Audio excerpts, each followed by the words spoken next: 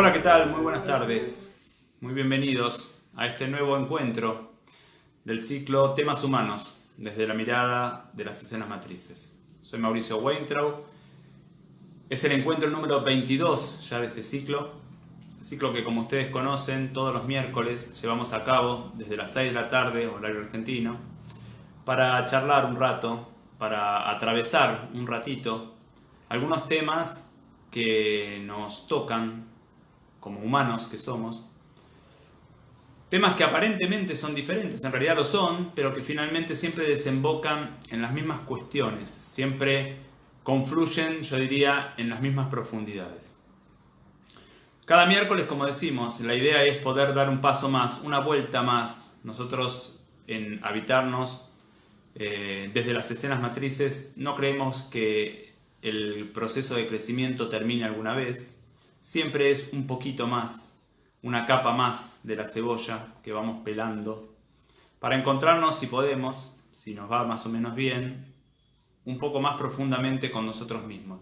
Y al encontrarnos más profundamente con nosotros mismos, nos encontramos quizás más profundamente con la vida y quizás más profundamente con el otro.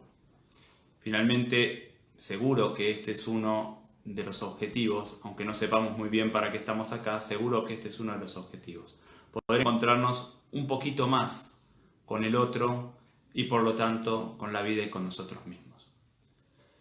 Hoy tenemos una charla que va a empezar como en general hacemos, con una pregunta que nos acercaron en la semana que primero me pareció bella, profundamente bella, y después me pareció profunda, también tan profunda como bella. Luego tomaremos el tema de hoy, que en el caso de hoy es el ego, un tema muy tocado en las últimas épocas. Y finalmente, si puedo, voy a comentar algo que me han pedido ya varias veces, que es que me tome unos minutitos más para comentar cuáles son las actividades que hacemos en Habitarnos y en qué consiste brevemente cada una. Así que si tenemos ahí unos minutitos, me voy a detener también en eso. Lo primero entonces a lo que me voy a referir es a la pregunta, una vez más, de Agustín, que me acercó una de las preguntas más bellas que recuerdo, y él me pregunta: ¿qué diferencia hay entre el llanto de un niño y el llanto de un adulto? O mejor dicho, ¿cómo me doy cuenta cuando estoy llorando desde el niño que tengo adentro? ¿Y cómo me doy cuenta cuando en realidad estoy llorando desde el adulto que soy?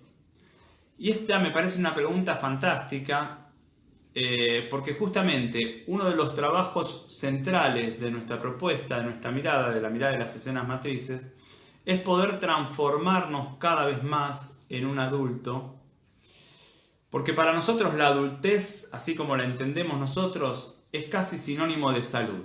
Y el movimiento al que nosotros aspiramos es el movimiento dirigido hacia la salud, hacia lo cada vez más saludable.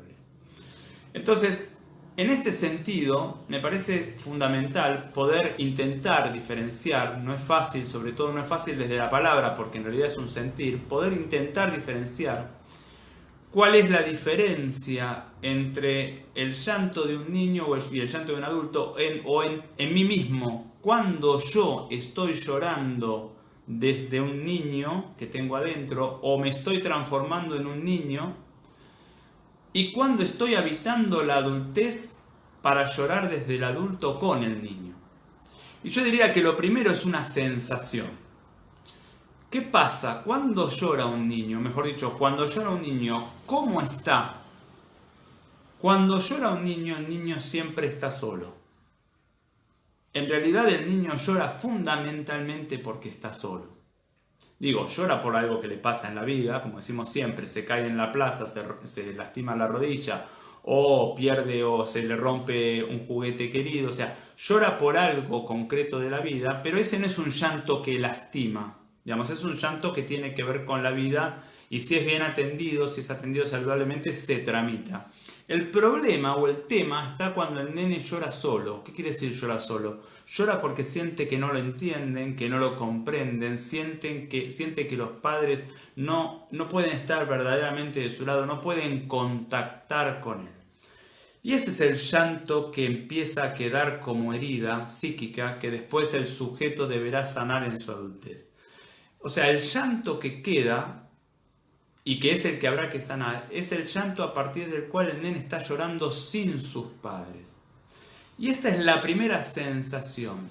Cuando yo lloro como metáfora, digo, puedo no llorar, pero puedo angustiarme, puedo entristecerme. Cuando yo siendo adulto lloro solo o soy un adulto que llora con el nene y en este llorar se conecta pero no queda sumergido en el mundo del nene. Se conecta y lo acompaña, está con él pero no es él. Como verán, complejísimo el diferenciar una cosa del otro. Cada vez que cuando lloramos nos sentimos solos, nos sentimos a merced de, nos sentimos víctima de, cada vez que cuando lloramos así, uno diría, nos hemos transformado en este nene que tenemos adentro, este nene que fuimos y que hoy está adentro y que todavía no encontró en mí un padre o una madre que le dé un lugar para llorar. Porque finalmente, cuando me transformo en un adulto que llora con ese nene que está dentro mío, que es el mismo nene que fui, cuando me transformo en un adulto, quizás también lloro con él, pero justamente lloro con él, lloro dando cobijo a él. Lloro porque lo veo triste y me entristezco, pero no quedo sometido y sumergido en el lugar en donde el nene se siente solo. Entonces, la invitación es a que cuando estamos tristes o cuando estamos angustiados o cuando lloramos, intentemos detectar si me siento un nene llorando solo, víctima de otra cosa, víctima de otro, víctima del mundo, víctima de la vida, o soy un padre que acompaña a ese nene que está llorando adentro mío. Y a partir de esta diferencia, que al principio es una diferencia muy difícil de detectar, pero después lentamente se va detectando, a partir de esta diferencia, empezar a intentar habitar el adulto que va a dar un lugar para que este nene llore. Porque cuando este nene, que siempre está llorando solo, encuentra un adulto donde llorar, encuentra un adulto que le da cobijo y que además lo ayuda a transformar esas circunstancias en la vida que lo hacen llorar, cuando encuentra esto, el nene empieza a sanar y empieza a poder continuar con su crecimiento. Por supuesto, retomaremos este tema más de una vez, lo retomaremos cuando volvamos a hablar de adultez, cuando volvamos a hablar del niño, cuando volvamos a hablar de los padres que somos, porque aquí, en esta diferencia, se encuentra una de las claves, por lo menos desde la mirada de escenas matrices, una de las claves para el proceso de sanación. Como dice... como siempre digo, porque los que ya me conocen ya saben lo que voy a decir, como dice el genial Hugo Mujica al final de una poesía, pero no llora como llora un niño, llora como quien llora abrazando a un niño. Esto ha sido algo de la respuesta de la bellísima y profunda pregunta a Agustín, y vamos a meternos ahora en el tema que nos trae hoy, en el tema que nos convoca, y que tiene que ver con un concepto, en mi criterio, sumamente bastardeado en nuestra época, como es el ego. Como ustedes saben, en general en cada charla yo empiezo pensando qué es el ego, o mejor dicho, qué es aquello de lo que vamos a hablar, y hoy no voy a empezar por ahí, sino que voy a empezar pensando ¿qué suele decirse del ego?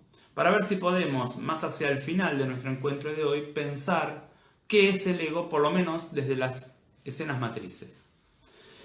¿A qué se suele señalar como ego o como una parte ego, que tiene demasiado ego o como un sujeto que tiene demasiado ego? Yo diría, se suele señalar de esta manera a tres características básicas o a una persona con tres movimientos básicos.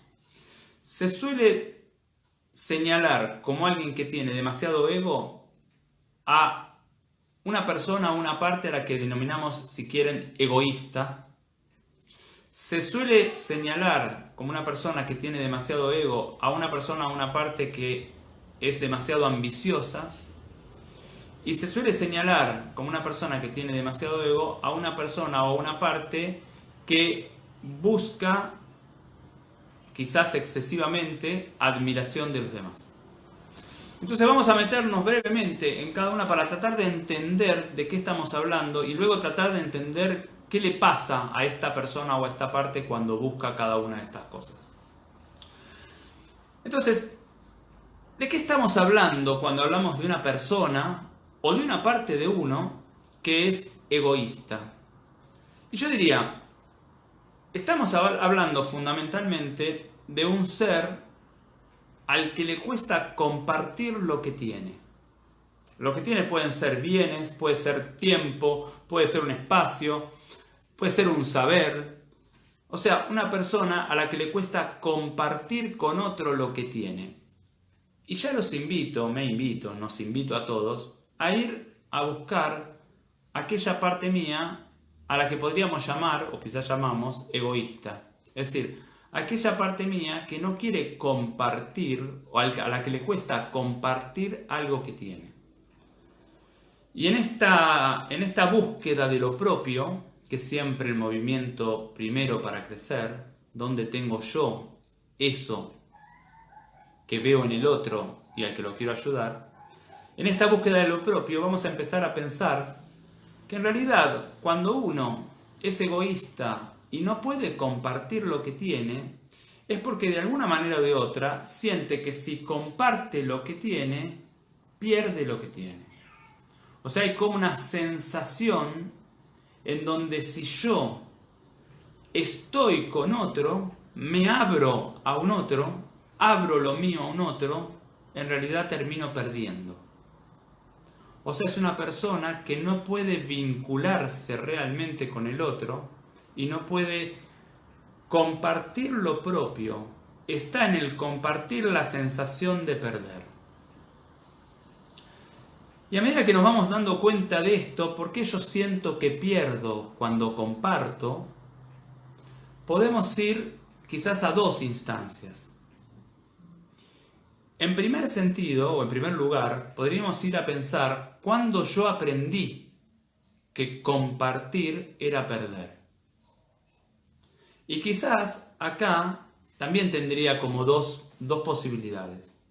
Quizás aprendí que compartir era perder cuando me obligaron a compartir lo que yo no quería compartir. ¿Qué pasaba en mi infancia cuando yo tenía algo que era mío? ¿Y cómo era tratado en ese caso? ¿Se respetó mi deseo de no compartir? Se respetó quiere decir, más allá si después me hicieron compartir o no, ¿se vio como válido mi deseo de no compartir? ¿O se me castigó o se me tildó ya de egoísta por eso?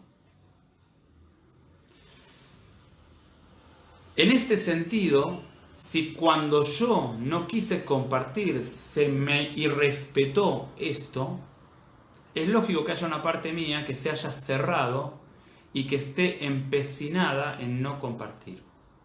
Porque compartir justamente está íntimamente relacionado para mí con perder, no con compartir.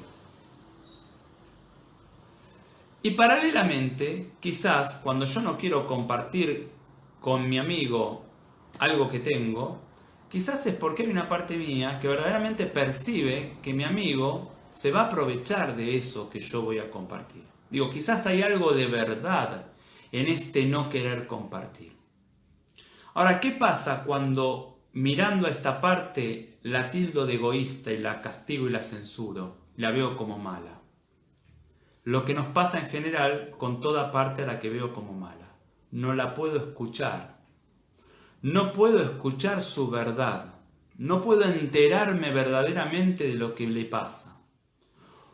O ya sea para escuchar qué le pasa y a lo mejor me da una información valiosa sobre la realidad, o ya sea para por lo menos, como si esto fuera menos, ayudarla a soltarse en este retenerse de más y ayudarla justamente a poder estar con otro y no vivir la vida siempre pensando que el otro es un peligro para mí.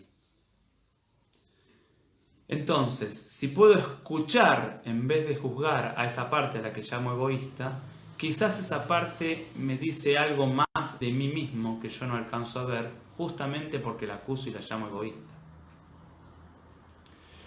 La segunda mirada que vamos a tomar sobre el ego tiene que ver ya no tanto con compartir, sino con esta parte a la que en general llamamos ambiciosa, que es que siempre quiere tener más. ¿Qué pasa con una persona o con una parte que siempre quiere tener más y a la que nunca le alcanza lo que consigue y siempre necesita más? ¿Por qué hay una parte que ya teniendo lo que necesita, igual siente que necesita más? Y en cuanto uno empieza a mirar esta parte, en lo posible en uno mismo, y si es posible en otro, pero sobre todo en uno mismo, cuando uno empieza a mirarla en profundidad y a preguntarse qué está pasando con esta parte, a tratar de escucharla, empieza a sentir y empieza a darse cuenta que esta parte lo que en realidad le pasa es que, aunque cada vez tiene más, siente siempre que lo puede perder todo. Como mi paciente Gabriel, que es millonario, y siente que en cuanto deje de ganar dinero, puede perder todo y literalmente terminar abajo de un puente. Uno diría, ¿cómo es la vivencia? ¿Cómo ha sido la vivencia en su infancia? ¿Cómo ha sido la vivencia de este ser que teniendo una cantidad de dinero casi ilimitada, igual sigue viviendo abajo de un puente? Ustedes me dirán, bueno, no vive bajo un puente, vive en una mansión. Sí, pero adentro vive bajo de un puente. Digo, ¿cómo poder ver en el movimiento de ambición desmedida un ser que tiene la sensación que vive abajo de un puente, aunque tenga innumerable cantidad de propiedades? Porque si yo no voy a atender a esta sensación, si yo no voy a atender a lo profundo de este ser, que sigue sintiendo que va a vivir abajo de un puente y que va a terminar ahí, no importa los movimientos que yo le proponga, él, por su inseguridad y por su sensación de carencia, va a tender a seguir acumulando lo que ya no necesita. Por supuesto, acumulando y destinando energía a eso que ya no necesita acumular. Y se le va la vida en acumular aquello que no necesita. Porque así como el otro, como el primero, ¿no? Como el que llamamos egoísta, así como el egoísta en el fondo no puede estar con el otro y por eso retiene, el ambicioso no tiene nunca lo propio. Aunque tenga todo, nunca siente que es de él. Porque hay una vivencia infantil a mirar. Una vivencia infantil que se reproduce todo el tiempo hoy. Vimos algo del egoísta, vimos algo del ambicioso. Vamos a ver ahora qué pasa con este ser que necesita todo el tiempo admiración. Es como una mezcla de lo anterior, ¿no? Es como un ambicioso, pero que en realidad más que posesiones, lo que necesita todo el tiempo que lo admire. Y vamos otra vez, los invito a preguntarnos a nosotros por esa parte que necesita ser admirado. Necesita ser admirado en el trabajo, necesita ser admirado en la cantidad de bienes o dinero que tiene, necesita ser admirado en la comida que hace a la noche, necesita ser admirado en los zapatos que tiene puestos, o sea, necesita ser admirado. Y cuando uno empieza a mirar con mayor profundidad por qué esta parte o este sujeto necesita ser admirado, se encuentra siempre con un sujeto o una parte que, por más admirado que consiga ser, nunca consigue ser querido. O sea, nunca se siente verdaderamente querido. Porque hay en este ser que confunde admiración con amor, hay en este ser siempre la creencia de que para ser querido necesita ser admirado. Y esto siempre trae un vínculo con los padres en donde el nene o la nena que fue solo podía ser valorado cuando era admirado. Es decir, el amor y la admiración se confundieron. Y el sujeto cree que va a encontrar el amor allí donde busca la admiración. Porque está confundido, porque le vino como cambiado el alimento. En vez de ser alimentado con amor, fue alimentado con admiración. Y la admiración, en realidad, es un reemplazante estéril del amor. ¿Por qué es un reemplazante estéril? Primero porque reemplaza al amor, pero después porque es estéril. No proporciona lo mismo que el amor. Al contrario, me deja otra vez sediento de amor. Y quien no entiende esto, todo el tiempo intenta redoblar aquello que hace para poder sentirse admirado, creyendo que cuando lo consiga se va a sentir amado, y entonces no consigue nunca lo que busca. Porque se encuentra en el origen de su armado psíquico, se encuentra la confusión básica que siempre tiene que ver con el vínculo con los padres. Siempre o casi siempre en las escenas matrices de este sujeto hay un nene hiperexigido que solo es valorado cuando consigue eso que se le exige y que se le hiperexige. Pero claro, es valorado un ratito, enseguida se le hiperexige otra cosa.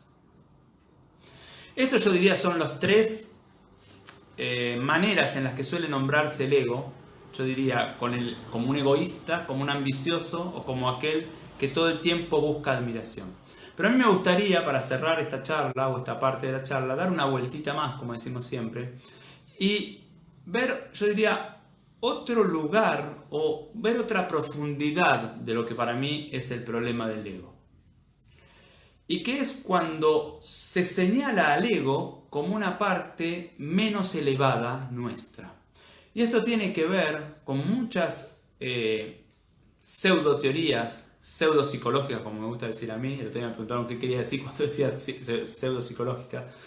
Digo, pseudoteorías que son más de la autoayuda o de escuelas que no son psicológicas, que proponen justamente, como movimiento sanador el identificarse con algo que puedo llamar el ser, el amor, el espíritu, identificarme con una parte más elevada y que, como consecuencia de esta identificación con la parte más elevada, señalan como lo menos elevado lo que en general se denomina como ego. Y acá me interesa mucho porque en general cuando uno habla desde estas teorías o desde estos lugares, en general uno se piensa como un representante de una postura amorosa. Es decir, me identifico con el amor, no con el ego. Ahora digo yo, ¿cómo puede ser una postura amorosa, verdaderamente amorosa, si solo puedo amar el amor y no puedo amar el ego? ¿Cómo puedo hablar en nombre del amor si solo puedo amar el amor? Y todo lo que no es amor lo catalogo bajo el nombre de ego y ya lo rechazo. Ustedes me dirán, no lo rechazo. Sí, lo rechazo. Lo rechazo amablemente. Pero cuando digo, no, eso es solamente ego, o esto no es verdaderamente tu ser, o tu espíritu, o tu alma, o tu amor, estoy degradando una parte mía que no es lo que estoy señalando como buena. Y entonces yo me voy a poner a pensar con ustedes esta parte que sí, que si quieren hasta puedo coincidir en que no es el alma, no es el espíritu, si quieren puedo coincidir que no es la parte más elevada, esta parte a la que llamo ego, ¿qué es? Y yo diría esta parte a la que llamo ego es la parte más humana que yo tengo. Es la parte que sí, que tiene miedo, es la parte que sabe que se va a morir, es la parte que es limitada. Es la parte que no se maneja en el plano de conciencia elevada, no, se maneja acá en este mundo y tiene conflictos y tiene dificultades y siente que no puede. Esta parte es la parte humana que yo tengo. ¿Y cómo se entiende un amor que degrada lo humano? ¿Desde qué lugar del amor se degrada lo humano? No, justamente, desde la mirada de escenas matrices. Aquella parte más limitada nuestra, aquella parte menos conectada con lo elevado, aquella parte que más miedo tiene, y tiene miedo porque sabe que se va a morir y se va a morir, tiene miedo por eso, aquella parte es justamente la parte que yo, que me autodefino como elevado, tengo que ir a abrazar. Porque es la parte que necesita más mi abrazo, no mi rechazo. Justamente el miedo que tiene se ve acrecentado porque yo la rechazo en nombre del amor. Desde la mirada de escenas matrices intentamos abrazar a esa parte que tiene miedo, porque además entendemos que esa parte que tiene miedo tiene todo el derecho y toda la razón de tenerlo, porque como es la parte más humana, es la parte que va a dejar de existir cuando yo me muera. El alma y el espíritu y el amor probablemente continúen su viaje y vayan hacia otras zonas con menos conflicto, probablemente, no lo sabemos, pero puede ser. Lo que es seguro es que hay una parte mía que va a morir. Y esta parte necesita justamente que yo pueda estar con ella lo más posible. Por lo menos esta es la intención desde las escenas matrices. Después podremos hacerlo un poco más o un poco menos, pero por lo menos esta es la intención. Hacia allí nos dirigimos, hacia allí intentamos hacerlo. Esto ha sido todo hoy del ego, que es un tema sumamente importante. Bueno, se cortó la transmisión. Estamos hoy con lo que casi nunca pasa. Estamos hoy con algunos problemas de conectividad. Se cortó, creo que estoy de vuelta. Por suerte es al final. La mayor parte de la charla salió sin interrupciones. Esperemos que lo que falta tampoco. Decía que esto ha sido lo que pudimos decir hoy del ego. Por supuesto es un tema apasionante también el ego, que retomamos mucho en nuestros talleres, en nuestros encuentros en Habitarnos, y al que le damos muchas vueltas porque creo que hay una tremenda confusión con respecto al ego. Y tratamos de aportar un granito de arena para ver si podemos verlo con un poquito más de claridad, por lo menos desde nuestra mirada. Yo les agradezco un montón. Voy a decir brevemente algunas cosas de Habitarnos. Tenía ganas de decir un poco más, con un poco más de extensión, pero bueno, lo voy a dividir en 2 o 3 encuentros. Quiero decirles que yo estoy acompañado por un equipo de profesionales que cumplen 2 requisitos para mí. Y los 2 requisitos son indispensables para mí. Primero, que los admiro profundamente a los 7. Y segundo, que los quiero muchísimo. Y estos son requisitos indispensables para mí. Trabajar con gente a la que respeto muchísimo y admiro mucho como profesional y además a la que quiero mucho. Ellos son Aida Badí, Valeria Picandet, Marina Boyd, Lucía de Bris, David Mosiuski, Graciela Conde y Graciela Turrillo, que son 7 profesionales que me acompañan en esta aventura. Vamos a ponerle el nombre que corresponde. A esta aventura que es las escenas matrices y Habitarnos. Nosotros en Habitarnos hacemos muchas cosas. Solamente hoy me voy a referir a la terapia individual y grupal, los procesos terapéuticos con los cuales trabajamos en Habitarnos. La terapia individual para mí es imprescindible en un proceso terapéutico. Digo, alguien puede pasarse toda la vida haciendo terapia individual y para mí cumple el requisito. Si alguien solamente hace en su vida terapia grupal, para mí no cumple el requisito. Puede ayudar mucho, pero hay una zona a la que no va a llegar. Ahora, cuando se ha hecho bastante terapia individual, a mí me gusta también, porque además así lo he hecho yo, que el paciente pase por la terapia grupal si es que quiere, si es que puede. Entonces tenemos terapia individual y tenemos terapia grupal.